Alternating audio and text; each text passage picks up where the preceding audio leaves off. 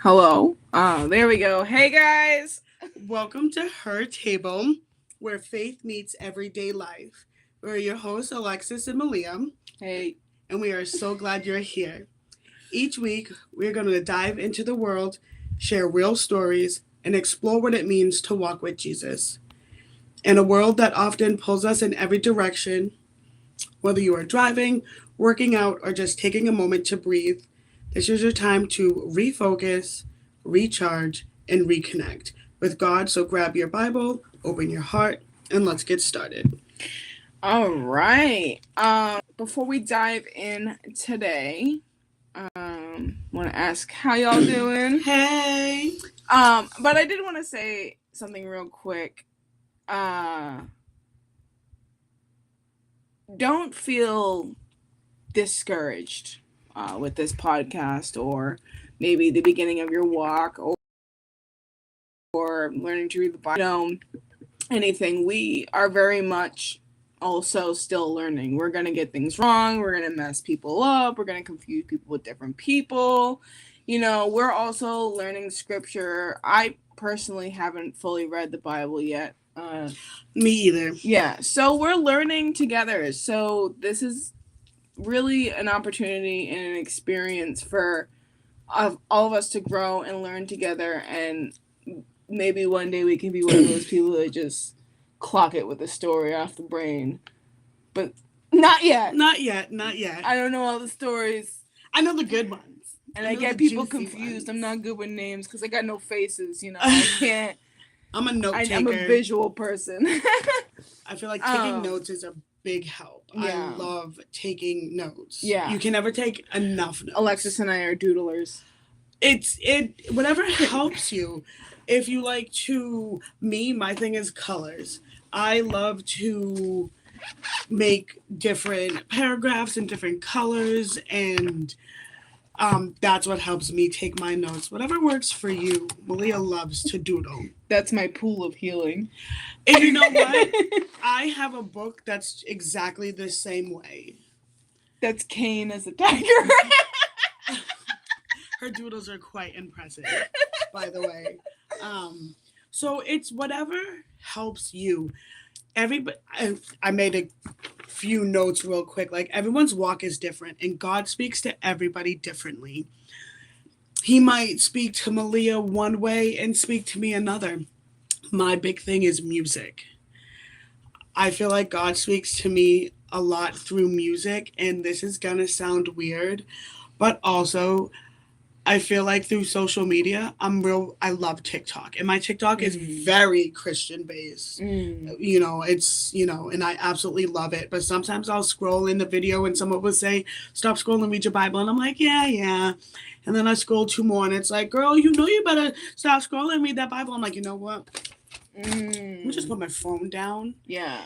And now it's getting more consistent. It's easy. It doesn't feel like somebody's telling me to do it. Yeah. Now I'm like, you know what? Let me just put my phone down. Let me read my Bible for, 30 minutes. Yeah, I just went on a social media detox for a week in the end of, I think the first week of August I did it. That's a good one. And as someone who's on my phone a lot, but I also feel like, with my job, I'm driving a lot of times, so I'm really not on my phone a lot. But I do cram it in those hours when I come home. Right. I doom scrolls. Often found myself picking up my phone without a purpose, without an intention, just to open a social app and start scrolling immediately. Yeah. And I was like, oh, this will get better as the detox goes on. I only did a week. And it never got better. I was still day 5 picking up my phone with no intent. And I was like, that. Right. Because of it. You got to give it to God. And that's a crazy. Big one. Consistently give it to God from your heart. It's almost like giving up an addiction. And that's exactly what it is. Not so much an addiction as it is a habit. I mean, they do go hand in hand. An addiction, when you're picking something up for absolutely no nutritional, spiritual value, that's an addiction. We're addicted to the phone itself. Yeah. Whether it's texting or, TikToks or YouTube videos or whatever it is, like all of us, you have to want to give up that thing. You can't just say, oh, I'm going to give up Facebook because, like, all my friends are giving it up for a week, so I'm going to give it up. I never fasted with the church because I don't want to just fast because you guys are fasting. I want to know why I'm fasting. I fasted, I'm going to be honest with everyone, I fasted for about 3 weeks and 4 days. That is still such an accomplishment. I think anything longer than a day is an accomplishment. But I fasted until noon. But I'm also somebody who gets up at 5 o'clock in the morning. Yeah. So I'm not eating from 5 in the morning until noon. Yeah. And I'm telling you, my life didn't mysteriously get better. Like all of a sudden everything was great. Clarity. Understanding. And it's like, okay, now Facebook, I haven't posted a Facebook post in almost a year. Yeah, wow. I like to see what my friends are doing just to you know, because you miss out on things. Yeah. But I'm not scrolling for like hours. I scroll, I've seen what I've seen, and I'm off. When you want something and like you giving up that social media, you wanted that. Yeah. And it's for me, I also realized I had a lot of time in my head, a lot of time to think, I had trouble sleeping. I literally had trouble sleeping, and it's solely because my brain was so filled with thoughts that I wasn't used to normally not having, but not paying attention to, I'd say. And also, it was despite me picking up my phone, so how I did it is I actually locked my apps. So I couldn't, the only thing I did is unlock Snapchat every morning, didn't check any stories, set my streaks to keep my streaks because I'm crazy about that. I'm crazy about numbers like that. Remember when Pastor was talking about like, oh, I'm just going to read my Bible out to keep my streak. Oh, no, it was that video you sent me.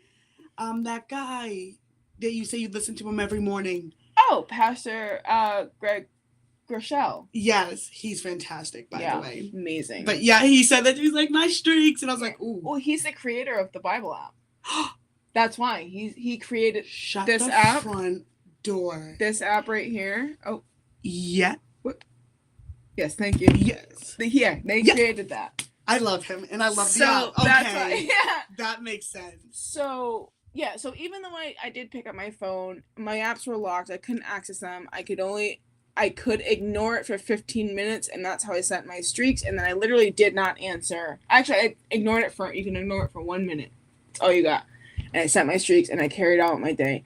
Aside from that, I was not on any social media. I did use YouTube, and the only reason why is because I don't watch TV. I only watch YouTube, you know? Right. And I need my pasta in the morning. So, it is really great to know that I have self-control. Because I did do it. I did complete the fast. And I also... This past spring was 2 years of me being not smoking any nicotine. That is one habit I thought I would never grasp control of. I was like, I would try, and and especially vaping is an easy habit you can do it anywhere. I was like, there's no way I'm ever gonna... I was like, literally told myself, there's no way you're ever gonna kick this. Like, you're gonna be smoking for the rest of your life. And that's the enemy right there. Let me tell you something. I'll wait till my testimonial Tuesday, but when I did quit, there was several other factors keying in that were not helping my situation. When I say I was in the valley, I was in the valley. And I was like, I was really mean. I was not kind. And Which is so crazy to think. You were like... Yeah. You were just like the sweetest. I was like... But we've all been there. Right. And I maybe cheated a little bit in the sense that I still vaped, but it was non-nicotine. And then eventually, after a few months, I got sick of that. And...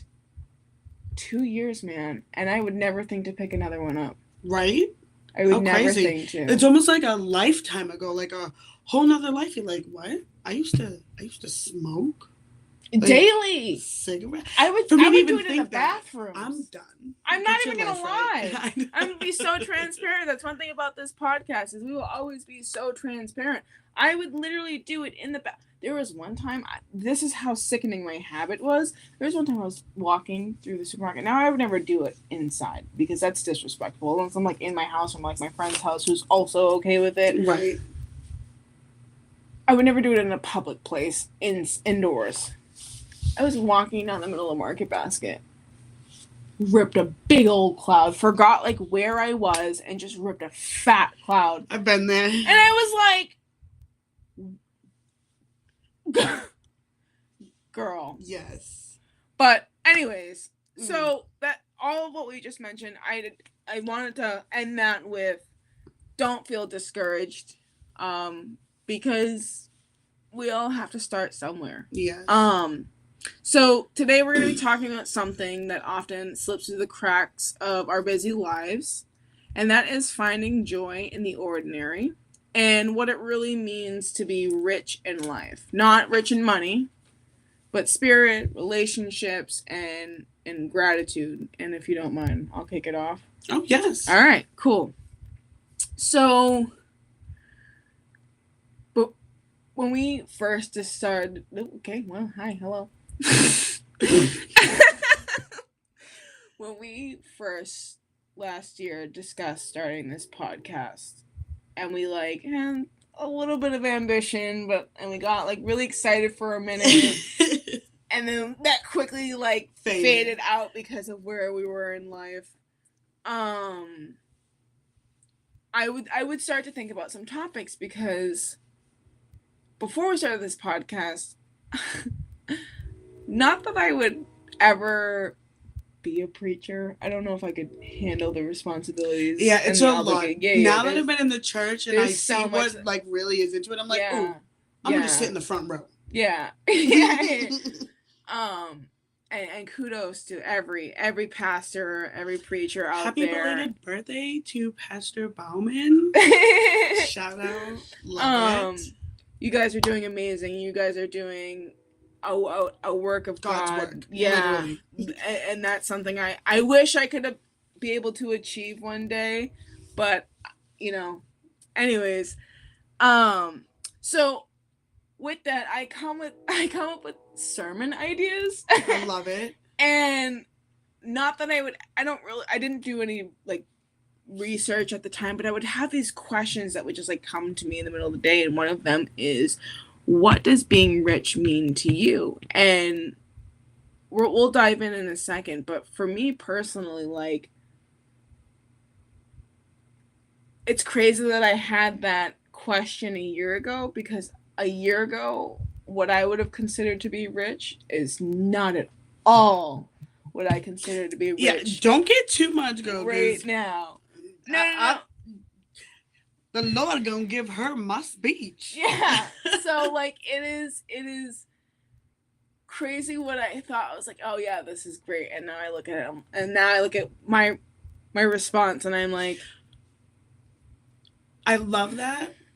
And you know how that always changes.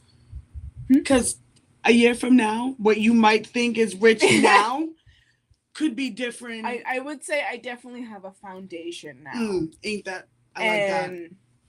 I didn't before. Mm-hmm. And let me tell you something, even before that, not that I was ever, I'm not going to say that, but not that I was ever super, I was humble. I didn't need, but I wasn't. Right. Growing up in high school and school, I always had the name brands. I was that kind of gal. Now I literally 95% of my wardrobe is from a secondhand store. Don't get me started, because we both just started a brand. But yeah. I obviously, for a while, I thought that rich was to be money, to have, because money could buy anything. And they would say money can't buy happiness. But let me tell you something, it would fix a few problems, I'm not going to lie. But that's not richness. So, weird kind of twist here. when I first thought about this question too, I was like, when you think of the word rich, you either think of money or you think of cake. And you get a rich, moist. Oh, I was like cake. Yeah, right. And it's the cake's great. Cake's great. Frosting, beautiful. Could be the best frosting ever made. Mm-hmm. The toppings, got a little fruit, a little chocolate. Okay.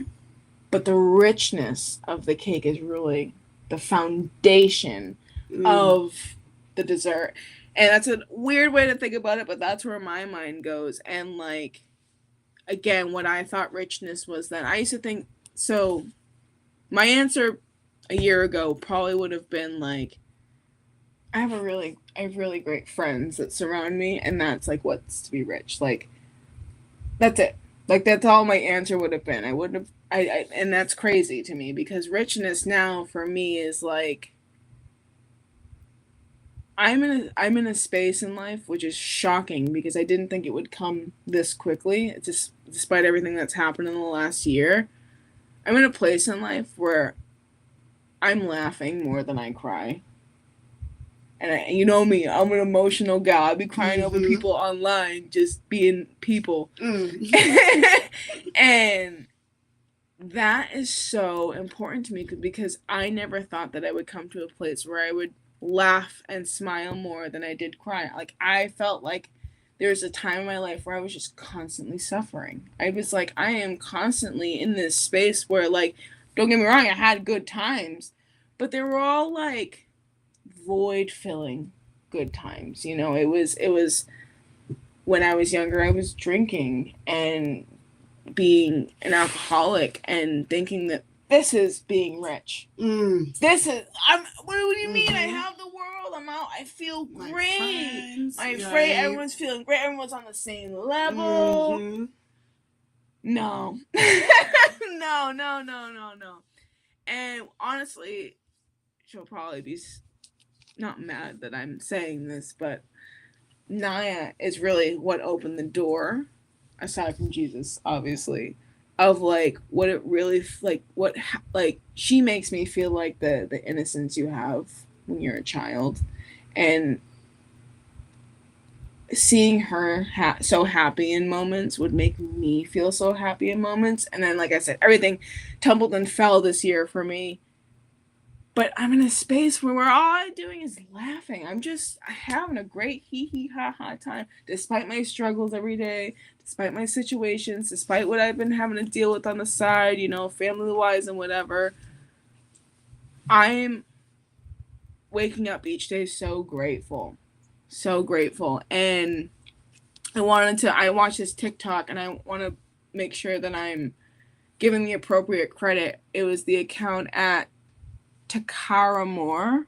I'm sorry if I'm mispronouncing that, but it was her daughter, and her daughter was preaching while she was doing her nails. They were just having a conversation, and oh my God, this girl, she's like, you know, if you were in a race with somebody else, the person you didn't like this person at all, you were in a race with them, and they won, you didn't, would you be happy, mad, or sad? And her mother's like, I would be sad.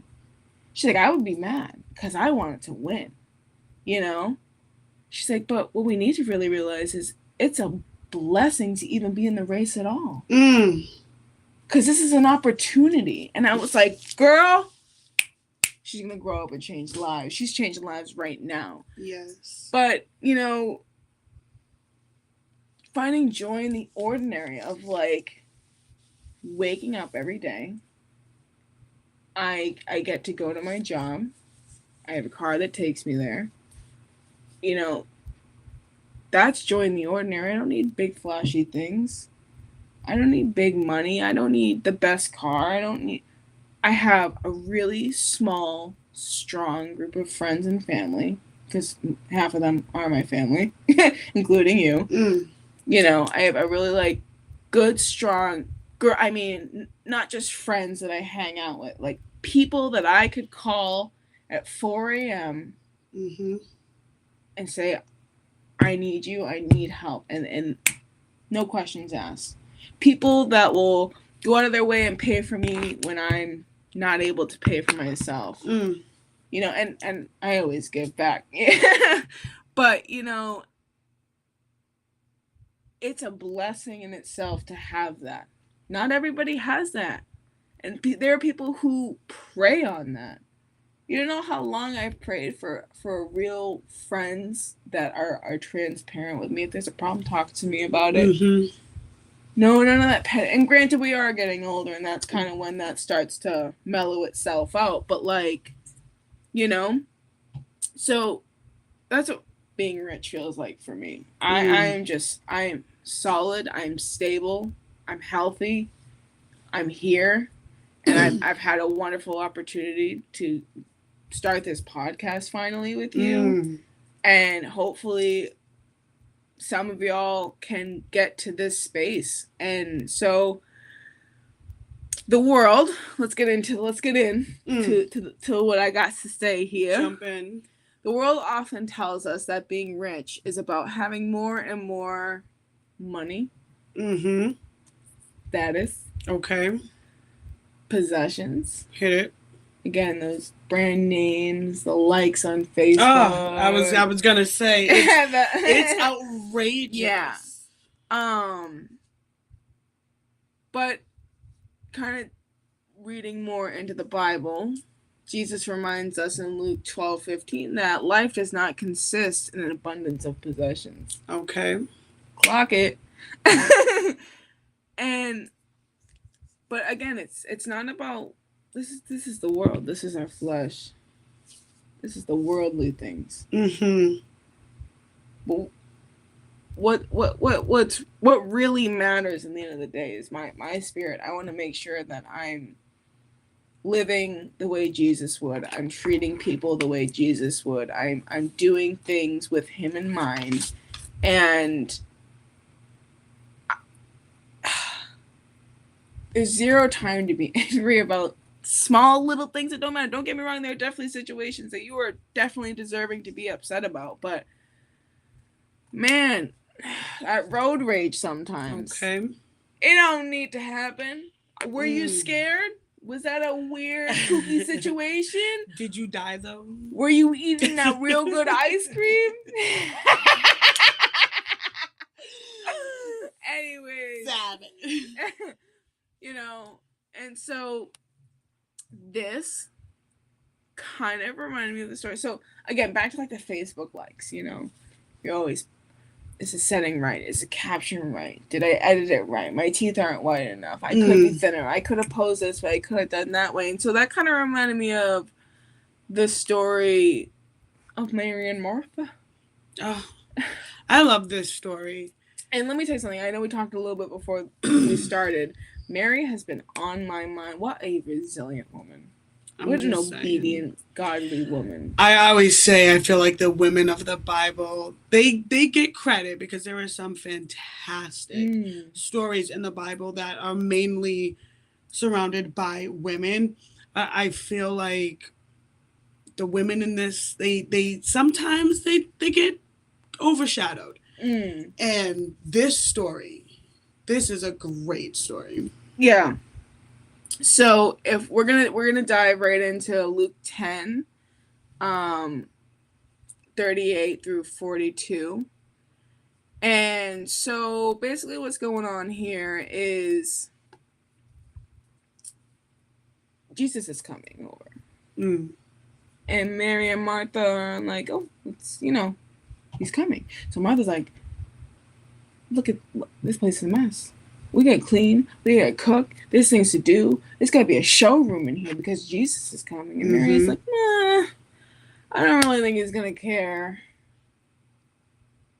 Is this the same Mary? This is not his mother, though. No, but Mary, his mother, has been heavy on my mind. That's the resilient one we were talking about. This is a different Mary. Is this the Mary by the well? Mary? I'm not sure. I'm not sure either. We'll see. We're learning. We're figuring it out. But one thing we won't do is we won't give you false information. Right. We'll say we're not sure, and we'll definitely look into it and get back. But I'm not sure if that's the same. But I definitely know it's a different Mary. These two are sisters. Yes. No, I knew it wasn't his mother. Not the same person. No. Mary, yeah, okay. No, we got that all wrong. Sorry, this is just Mary and Martha.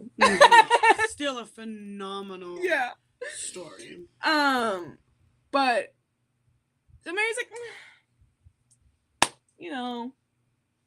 whatever. I think he should just come over. Martha's like, girl, gotta get it right. Get up. And Mary's like, I don't really feel like it. And so, as Jesus and his, Luke 10, 38 through 40 says, as Jesus and his disciples were on their way, he came to a village where a woman named Martha opened her home to him. Oh, wow, I could have just reread this and refreshed myself because it's not the same Mary.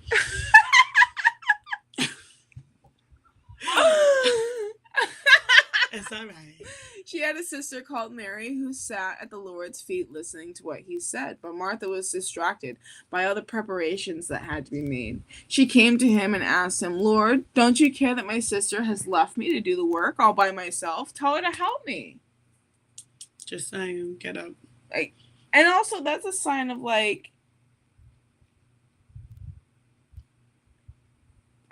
is Martha trying to out Mary in front of Jesus too? Like expose her and be like, oh, isn't she lazy?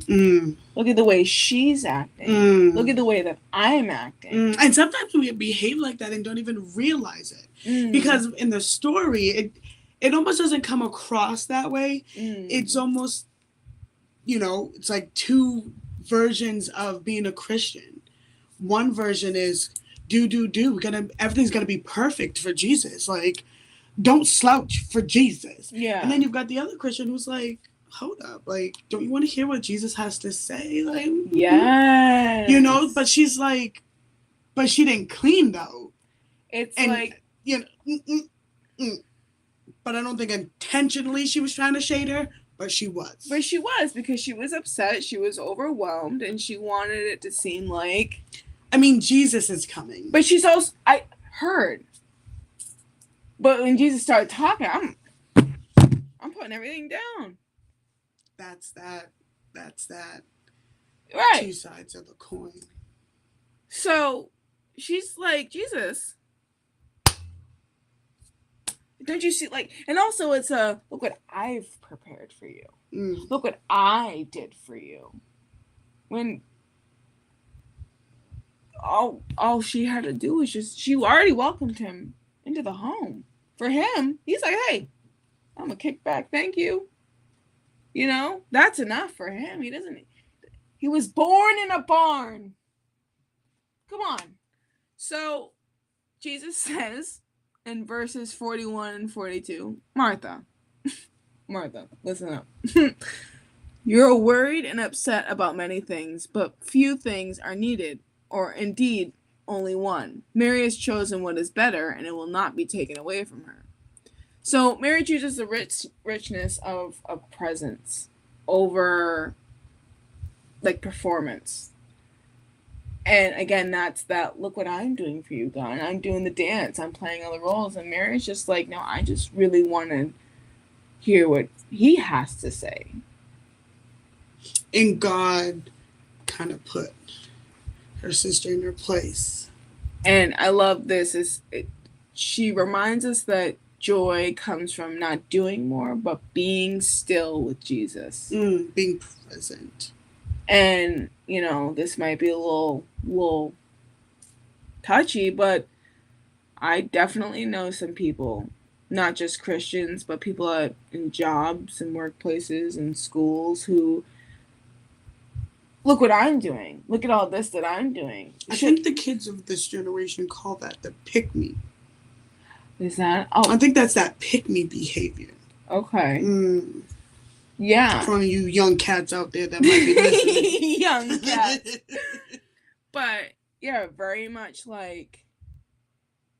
again, it's funny that you didn't think that Martha came off as malicious, but I immediately went into narcissism. I was like, oh, girl. Martha's just a different version of all of us. There's... Everything's got to be the king of, the son of, he was perfect. So I could understand. Yeah. And I think Jesus understood too. He's like, you're doing good. I see what you're saying. However, yeah. your sister's also doing. I think the message is they're both right. But it's like you've got to pick and choose where you're putting that effort and energy. Because again, she was right. Jesus is coming. Like dust I for Jesus. I didn't see it that way. You know what I mean? Like not dust for Jesus. That is the King of He's the son of the King of Kings.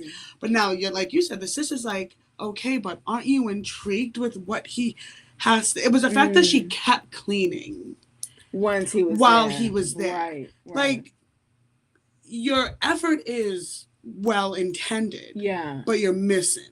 You're missing the presence of Jesus. You're present, but you're not present.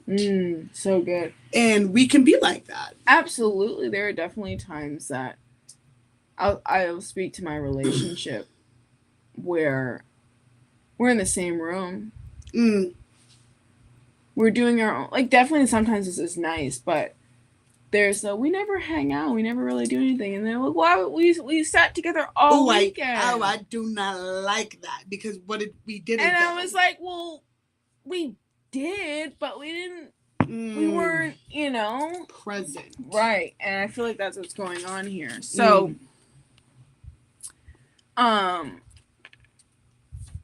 so this story really intrigued me in the sense of like how we can find joy in the ordinary. And when I say in the ordinary, it's just like, we get it. Life is life, and we be out here struggling. Yeah. And, sometimes it's difficult to find joy in the mundane. So being present is definitely one of them. I love Justin Bieber. I love Gordon Ramsay. I love John Stamos as much, but sometimes you gotta put the phone away. You gotta put that phone down. You know how many missed opportunities you are, like, so many interactions, so many conversations, so many just presentness you're missing by being like this in your phone. If you can't see me, but my phone is 2 inches from my face. Yes. And this one's so huge for me. Slowing down. Why you look at me like that? Because I'm kidding. No, I'm teasing. This is my expression for myself, is slowing down. I am someone who is a void filler. And yes, I think that's a family trait. And if I'm not doing something, I'll go crazy. So, like, this past fall, I worked a seasonal job. So I had fall and winter off. And since I was 14 years old, I've been working 2 to 3 jobs. And then I do softball, and I do dance, and I do everything else on top of it. But I had the opportunity to not work for a little bit. And I was like, you know what? Yeah, and you know what? That was one of the best things that I've done, because what happened in life, I'm not sure I would have been able to handle, and I wouldn't have represented myself well had I been working on top of dealing with what I was dealing with. Right. So slowing down has been huge, and finding the joy in the small things, like, you want to go get an ice cream from McDonald's? You want to go, you know what I mean? Like, even, again, waking up, stretching, driving to work, having a job, coming home and seeing my dog. I love coming home and seeing him. And what did you say earlier? You fasted for what, 3 weeks? 3 weeks in like 4 days. Celebrating your small wins. Yes. People are so critical of themselves. Very much. And I am one of them included. Sorry, I will cut short so you can I'm get like, to dang. it. Well, welcome to the Malia show today. Sorry. I'm just kidding. I'm teasing. Um, No, this is what happens when the Lord speaks to you, though. Like, yeah. sometimes it's on your heart. Yeah, this is just so, like I said, but finding the wins in your life, because you need to Big celebrate and the, little ones. yes. Not even just the little ones. I feel like society makes us feel ashamed to celebrate ourselves. It's like, oh, look at her. Like, she is so full of herself. Yeah. I'm not full of myself. I'm proud of myself. And how Yeah. dare society even try to take that from anybody? Right. And so celebrate all of it. Celebrate. You woke up, you went to work, or you went to school, or I'm you gonna did get your real laundry. deep. If you didn't, that suicide didn't succeed, celebrate that. We are so happy you're here. The world is happy that you're here, because I know we've all been in situations where we felt like that, where, you know, like we weren't worth celebrating because we didn't do anything. Girl, you took a shower today. And if that's all you did, okay. Period. Okay. I'm gonna read my thing real fast. I got about 15 minutes. Sorry. I feel like Martha. Well, I'm just kidding. I would say we also did spend our whole first 20 minutes. I'm really just gonna piggyback off of. I knew the Lord gave you my speech as soon as you started, because this is such a one of those topics that it's very kind of cut and dry, but it's not. Yeah. You know what I mean? Because joy, it comes from the little things. When you asked that question last week, so many things went through my mind. And I'm like, so many stories. God's like, Job and Esther and this and that. And I'm like, I felt overwhelmed. I think I didn't do it for a while because I was like, there's so much going through my head. But when I think of being rich now, I think having a relationship with Jesus, that is at the top of my list, period. Yeah, I failed to mention that. That's also the first thing that has made me feel rich. I forgot to say that. And, sometimes that's, it happens. But this is a very new thing. And again, it speaks to everyone's walk is different. Everyone's looking for something different, and everybody is asking God for something different. Even financial relief, your financial relief might be different than mine. Yeah. I might need $100. You might need $10,000. You know what I mean? Whatever it is, everybody's walk is different, and everybody's walk is just that important. That's one thing it hurts my soul about the church is when I see somebody shading somebody else because they don't know where Jude is in the Bible, or they don't know what verse came after. And so we said that to start. We're so not judging. Because we are still learning. I'm very much in my Bible every day, but I still sometimes fumble to look for Matthew. I sometimes fumble to look for Psalms. I'm in my Bible and I still stumble. So it hurts my soul to see that, because I just didn't know which Mary I was talking about. So and sometimes I get my stories mixed up, or a scenario, and that is okay. But also health, family, and being able to pay my bills. If that's all I do for the rest of my life, I am okay. Yeah. If Jesus never did another blessing for me in my entire life, starting right now, I would be okay. Yeah. Because would you be comfortable where you are right now? Absolutely. Because my walk with Jesus has changed my perspective on life. Yes. When you ever said riches back then, I'm like, don't do it, girl. Don't steal it. But it's so true. When you're young, you want that nice car, you want the cute boyfriend, you want, the best job so you can buy the good stuff and go on those nice fancy vacations to post on your Instagram and all of this stuff. And it's like, that's not it. It's nice to have those things. That's cool. But when you start to idolize those things, your soul loses its value. God has made me so comfortable with myself. And that is being rich, period. Yeah. no pun, no. I know it sounds cliche, but it's so true. Mm. All the kids at my job, they're always saying, Alexis, what sounds your gun make? What sounds your gun make? And at first I was like, what? And now I'm onto it. And now I always tell them, I'm like, my gun don't make a sound. My Lord moves in silence. You ain't hearing him coming, okay? You will not see him. You will not hear him. Yeah. He be swooping in too. I'm just like a ninja. Like the pigeons in New I'm York. just saying. Again, don't get me wrong. You need money to survive in this world. Yeah. That's just what it is. Yeah. But it brought me to, I grew up in a foster home. And so my parents came from, these crazy backgrounds and this and that. But my foster mom, her brother came into a little bit of money. Now, they didn't come from money. Poor. They got a lot of kids, back in the day. Like, they were struggling. But he came into a little bit of money, bought this huge house. So we went to go visit one day.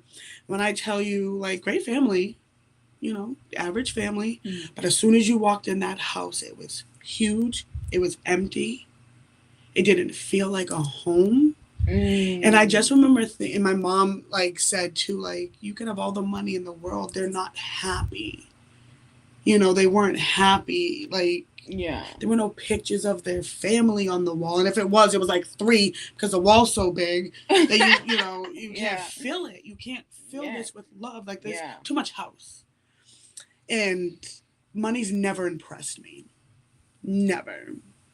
And it now even more so doesn't impress me because it's so worthless at the same time. It is, and that I was telling earlier I had so many stories I wanted to do for this, and God spoke to me on 1 John, and it says, "Do not love this world, nor the things it offers you, for when you love the world, you do not have the love of the Father in you." For the world offers only a craving for physical pleasure, a craving for everything we see, and pride in our achievements and possessions. These are not from the Father, but from this world. And this world is fading away, along with everything that people crave, but anyone who does what pleases God will live forever. Girl, when I tell you, he said, slap, bam, hit it. I said, ooh. I said, Lord, yes. Right. Yeah. Yes. Yeah. No, that is so good. Really, that is so good because, like I said, that it's the fleshly, physical things. Useless. You gotta think of your body as a car that you leased from Jesus. I never leased a car. Well, you buy a car off the lot, or even just off the lot. You buy a car off the lot, you're making payments on it. Okay. We're making payments on this body. And right now I'm behind on my payments, Jesus, so please forgive me. And how we take care of this car, it depreciates in value. Yeah. You put I'm sorry. Yucky gas in your car. Yeah. You're not going to go. You're going to be sluggish. And that's why you got to physically take care of yourself. The food we put in, the music we listen to, the friends we hang with, the conversations we engage in, and also our spiritual appetite and how we maintain our spiritual car and what we're putting in that. And if you're not putting the time in, your check engine light's on and you're just like, oh, that's all right.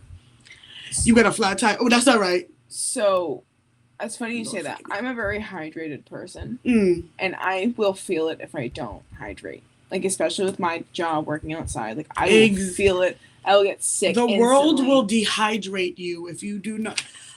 It makes me think of the drink from my well, you will thirst no more. I'll find that verse. But it's like you said, it's feeling. There are some times where I feel so off. And nothing's wrong. I've eaten, I've slept, I've felt so off, and I can't figure out why I feel off. And it's just a weird intuitional feeling. And I'm like, what is this feeling? And I just don't feel good. And then I'll read scripture, or I'll see a TikTok that like reads another passage, or I listen to a Christian song, or I listen to a sermon, and I'm like, after that, I feel full. I feel fulfilled. It is John 4:14. And says, but whoever drinks from the water that I give him will never get thirsty again. In fact, the water I give him will become a well of water springing up in him for eternal life. Come on now. If somebody said, I'm going to give you a bottle of water that will never make you thirsty again, you just have to follow my instructions. And sometimes that's the hardest thing to do. That's the walk. That's the walk. Yeah. I'm gonna get a little personal on this one. So I have a hormone imbalance. Sometimes I get a little hair on my chin. Mustache comes in a little thick sometimes. Me too. But I don't have that. But I get mustache. But it causes not infertility, but it makes it having babies. It makes it tough. Yeah. So earthly doctors telling me never going to be able to have kids, just not in the cards, blah, blah, blah. And I'm okay with that. And I'll never forget my roommate at the time. She's like, Alexis, you're sleeping a lot. I was working 80 hours a week, 2 full-time jobs, one during the day and one like overnight. And I said, I'm just tired. I said, I'm working a lot. She said, no, Alexis. I swear that God was using my roommate as a mouthpiece. She's like, no. She's like, I think you're pregnant. And I'm like, girl. Come on now. Right. I'm like, what? Like, no. Like, you have to be doing stuff to get pregnant and stuff ain't happening. Yeah. So I go about my business. She just won't leave it alone. So I take a pregnancy test. Positive. I said no. So I have my roommate take a pregnancy test. Positive. So I'm like, see, I think there's something wrong with the box. So now our other roommate, her sister-in-law, we have her take a pregnancy test. Positive. I said, this whole box is malfunctioned. I don't believe it. Yeah. So now we're all taking pregnancy tests. Right? And they're all coming back positive. We're like, there's no way. So I go to doctors. They're like, you're pregnant. When God has something stored for you, a promise that is meant for you, it is meant for you. There is no earthly doctor that is going to stop what he has in motion. It just wasn't my time. Yeah. These are the riches. My baby is a rich that I would give up every earthly everything to just have him. Talk about sacrificial. I can't fully attest to this because I wasn't alive. Oh, also, we all had babies weeks apart from each other. We were all pregnant a week apart from each other. My grandfather was probably the most important person to my mother, who also had a very difficult time having children. And 2 months before I was due, he passed. Talk about sacrificial. I hate a one-upper, but I'm a one-up you girl, and not even. I'm going to hit you on the same level. Yeah. When I had Quentin, my grandpa, my Nana's husband was super sick. Yeah. And he always kept saying, I will wait for you to have your baby. And on his deathbed. And I remember my Nana called and she's like, Alexis, I don't think he's going to make it. And I'm like, Nana, I am in the hospital. We could have this baby. And she's like, I'm just letting you know. I had him the next day. I'm not even kidding. An hour later, did my sister not call and told me my grandpa had passed. Wow, it just gave me chills. He waited until I had Quentin. And so I understand. Wait, can I just tag off of that real quick? I'm just saying. You see how this happened? No, real quick. So I had 2 friends from the place I last worked at. Me and my sister worked there together. We had 2 friends who had never cared about church, really. I'm like, come. They're like, I'm like, come one time. Of course, that one time turns into a few times. I started coming pretty consistently. And I had only really ever seen, okay, when I say seen, I mean not really seen, but felt the Holy Spirit when I received the gift of tongues. That was my first and only interaction with right there up close in your face, in your neck, gonna literally gasping you for air. And I remember one of the two friends was getting baptized that day. And it was so important. We were like, this is such a big moment. So, you know, how our church does, everyone starts to gather around, they pray before everything happens. Well, it was right after altar call, and me and the other friend I wasn't done praying over her. We were in it. And I felt that feeling in my chest again. And my friend that I was praying over received the gift of tongues. And as that was happening, my other friend had just come up out of the water of the baptismal pool. I'm just saying. At the same exact time. Talk about a movement. When I get deep into the word, I rock, so please. I just noticed I was doing it, like, when I, like, get into it. Like, I can't help myself, so I apologize. Yeah, no, it was... Talk about finding the joy in the ordinary. I'm just saying.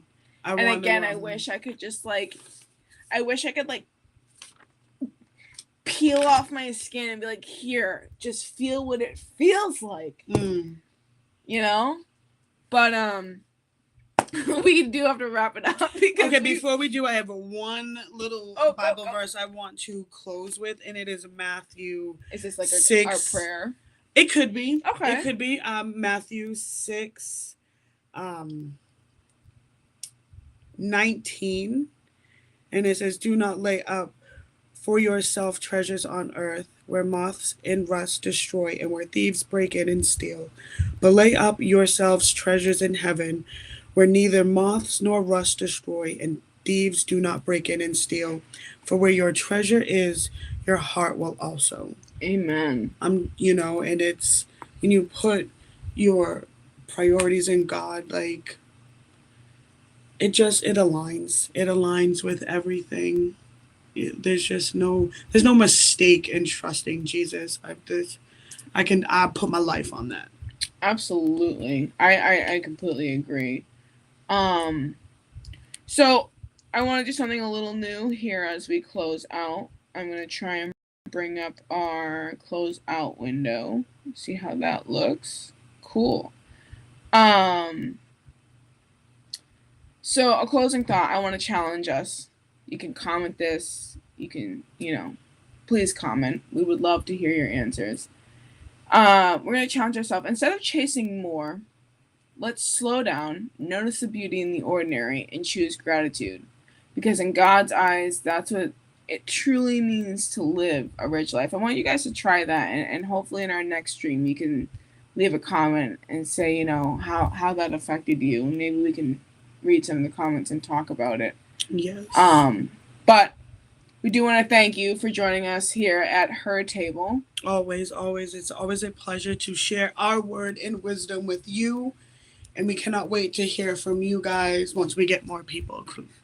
We're just starting. But if this episode has encouraged you, maybe you could share it with a friend and remind them that joy is all around us. And you don't have to go far looking for it. It's right there in the life that God has given us. Amen. So again, thank you so much. Please God bless everybody. So you can get notifications when we go live next. We're going to go live every Tuesday. And next week is Testimonial Tuesday. So maybe we'll do a fun little new background for that. Yes, I think we will. And I think please share your testimonies with us too. Yeah. Or if you want to, we'll put the email address up. Yeah. We're going to put the email address up because we want to hear from you guys. We'll figure it out. I'll make a post putting our socials because I'll add our socials to the description. Yes. So you can find out on Facebook and Instagram and Snapchat because I'm not really on those other two, but I love to share. Yeah. We'll link them. You'll find us. Don't worry. But yeah, Testimonial Tuesday, and I think Alexis is going to kick it off for us. Yes, I'm so excited. I'm pumped.